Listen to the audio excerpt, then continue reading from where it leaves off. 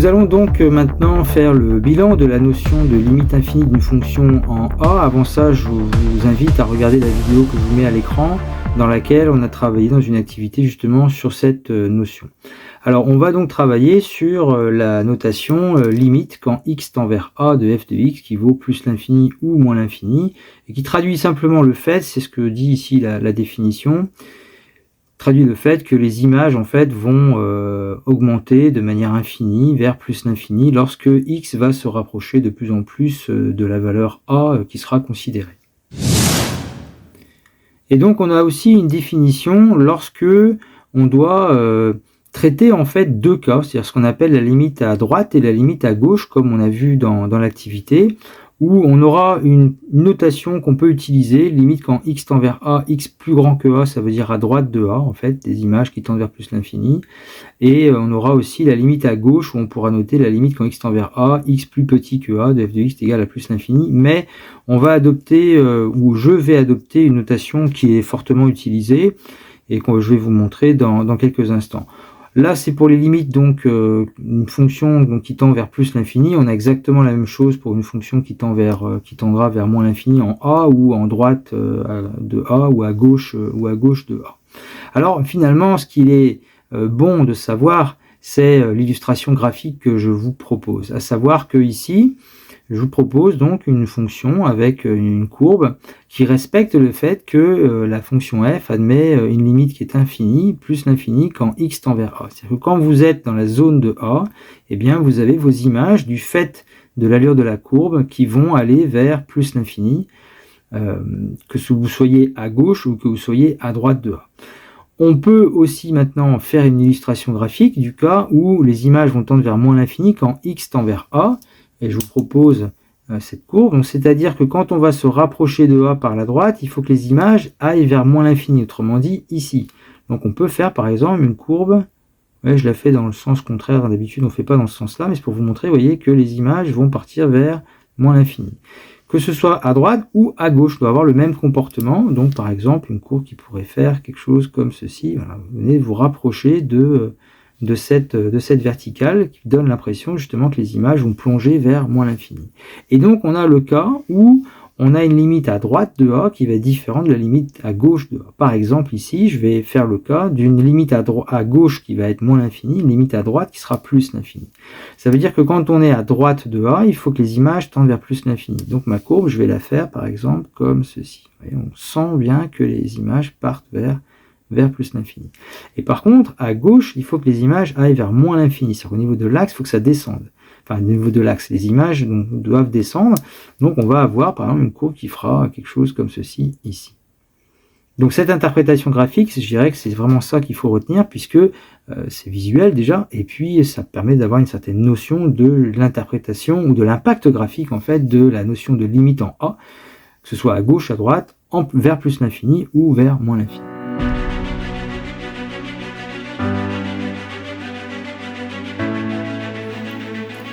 Et dans ces trois cas, on voit apparaître en fait une verticale vers laquelle se rapproche en fait la courbe, que ce soit à droite, à gauche, tout dépend en fait des cas considérés.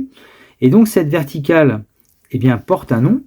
On appelle ça une asymptote verticale. Et en fait, une asymptote verticale, c'est une droite qui aura pour équation x égale a si c'est suivant le nombre a, et cette droite sera une asymptote verticale lorsque la limite en a sera infinie.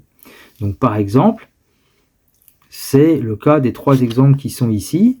À chaque fois, ici, vous avez en fait une asymptote qui sera une asymptote verticale, puisque la courbe, vous voyez, vient se rapprocher ici de la droite.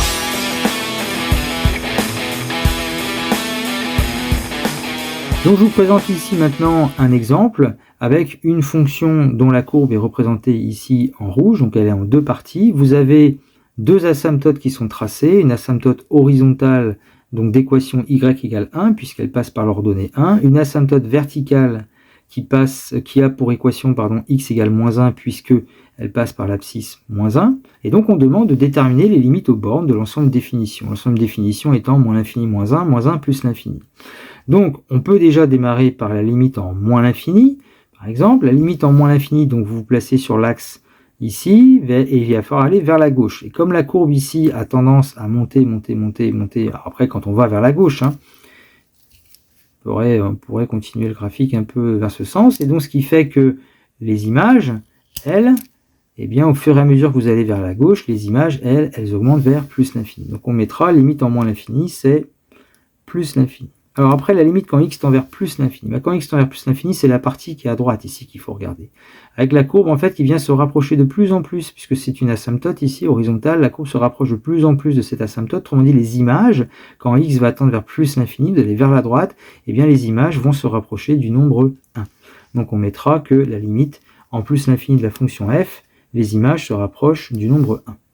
Maintenant, on voit ici que à gauche de moins 1, à droite de moins 1, on n'a pas les mêmes comportements au niveau des fonctions. Donc on va distinguer la limite quand x tend vers moins 1, moins. Le moins qui est là, sous-entendu, ça veut dire à gauche de moins 1.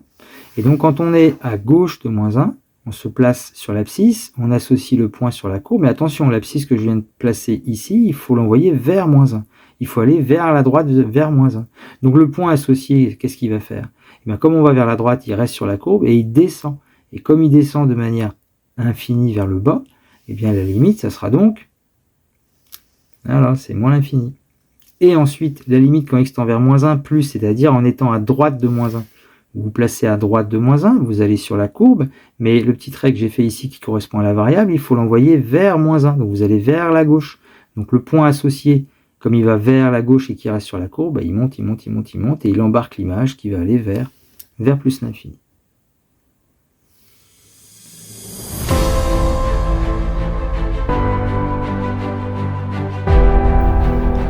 Et donc il va falloir connaître ces limites, les limites des fonctions sur lesquelles on a travaillé en tout cas dans l'activité.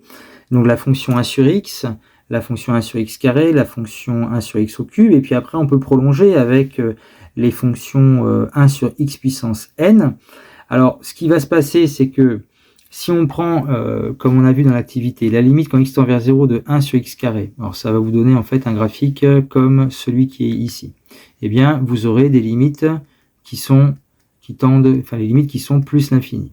Et c'est pareil pour 1 sur x puissance 4, 1 sur x puissance 6, en fait, dès que c'est pair, en fait, ça tendra vers plus l'infini, tout simplement parce que comme c'est pair, que vous soyez à gauche de 0 ou à droite de 0, positif ou négatif, vous mettez à une puissance paire, votre résultat sera positif. Maintenant, pour ce qui est des puissances impaires, donc comme 1 sur x, x puissance 1, 1 sur x puissance 3, 1 sur x puissance 5, et bien là, en fait, on aura ce genre de représentation que je vous mets ici, hein, même si c'est pas la fonction 1 sur x au cube, c'est l'allure globale, on va dire, on a en fait un cas à distinguer à gauche et à droite, du fait qu'on est dans les négatifs. Donc quand on prend l'inverse d'un nombre négatif, on reste... L'inverse d'un nombre négatif, on reste négatif. L'inverse d'un nombre positif, on reste positif. On pourrait le voir comme ça, mais toujours est-il que, donc pour les puissances impaires, comme 1 sur x, ou comme 1 sur x au cube, eh bien, il y aura une limite à droite et une limite à gauche. Donc, à droite, la limite de 1 sur x quand x tend vers 0 plus, donc à droite, ça sera plus l'infini. Pareil pour 1 sur x puissance 3, 1 sur x puissance 5, 1 sur x puissance 7, puis ainsi de suite. Et par contre, à gauche, vous aurez une limite qui sera égale à moins l'infini, du fait de l'allure de la courbe ici. Quand vous êtes à gauche du 0 ici, vous allez descendre et donc les images vont tendre vers moins l'infini.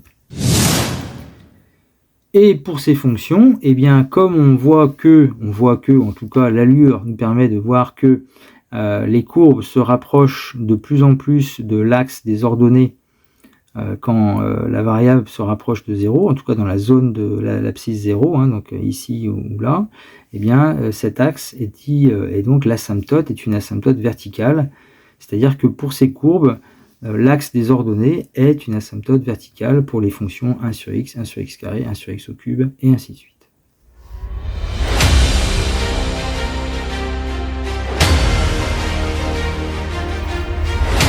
Nous arrivons finalement sur la fin des présentations graphiques des différentes notions de limites de fonctions, et je vous propose ici un exercice assez complet sur la lecture graphique des limites de fonctions. Alors vous avez une courbe pour une fonction qui n'est pas définie en -1 et en 1, c'est pour ça que c'est marqué R, la barre qui est là, ça veut dire privé 2.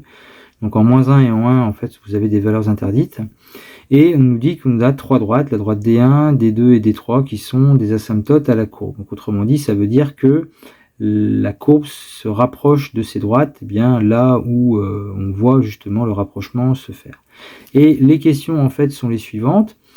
Déterminer toutes les limites, c'est-à-dire les limites que ce soit en moins l'infini, plus l'infini, donc en 1 à droite, en 1 à gauche, en moins 1 à gauche et en moins 1 aussi à droite.